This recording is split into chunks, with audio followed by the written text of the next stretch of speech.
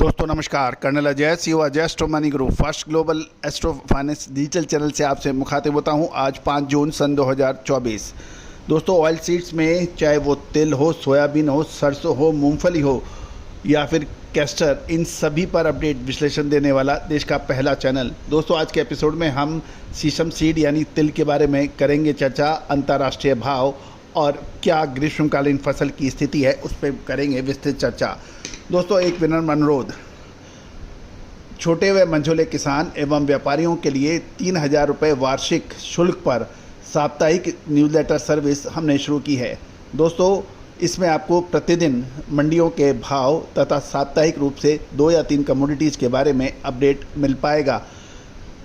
Interested parties संपर्क कर सकते हैं, नंबर स्क्रीन पे दिए गया है। दोस्तों जानिए आगे की रिपोर्ट। दोस्तों भारत तिल का प्रमुख प्रोड्यूसर और निर्यातक देश माना जाता है। खबर निकल के आ रही है कि तिल के बाज़ार में अभी कोई बहुत ज़्यादा एक्टिविटीज़ नहीं है और जो मंदी थी वो आनी थी वो हो चुकी है। साथ साथ यदि हम देखें कि तिल का निर्यात पिछले साल की तुलना में काफ़ी कम बताया जा रहा है तथा एक्सपोर्ट के लिए अभी कोई बड़ी डिमांड भी नहीं नज़र आ रही है।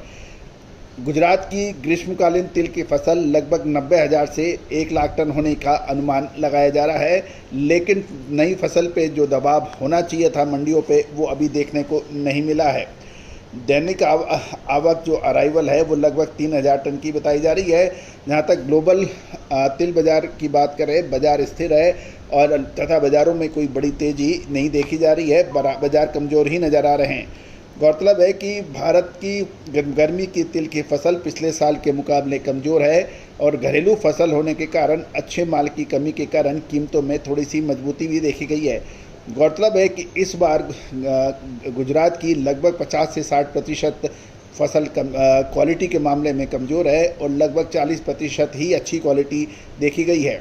जून के अंत तक बाज़ारों के अंदर मामूली मजबूती जारी रहने की संभावना बन रही है। गौरतलब है कि अंतर्राष्ट्रीय बाज़ारों में भारतीय तिल के दाम अधिक है जबकि बाकी देशों के दाम कम हैं। जहां तक ब्राज़ील के तिल की दाम $1440 है जो भारत से काफ़ी कम है। साथ साथ पाकिस्तान की भी फसल काफ़ी अच्छी बताई जाती है।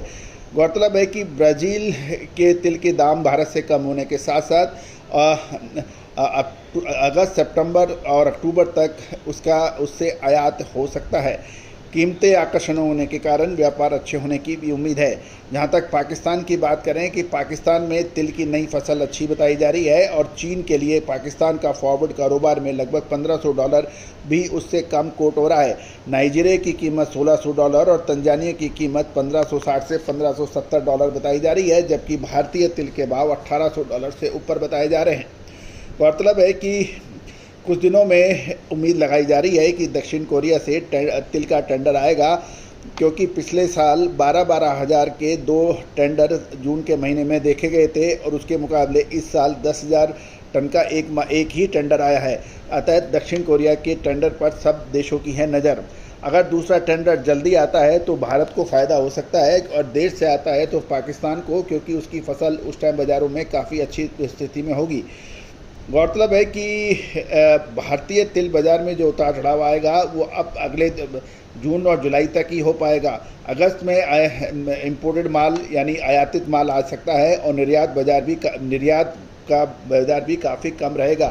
तिल सॉर्टेक्स के बॉटम 140 रुपये बताए जा रहे हैं। मौजूदा भाव में मामूली 2-5 रुपये प्रति केजी की बढ़त जरूर हो सकती है।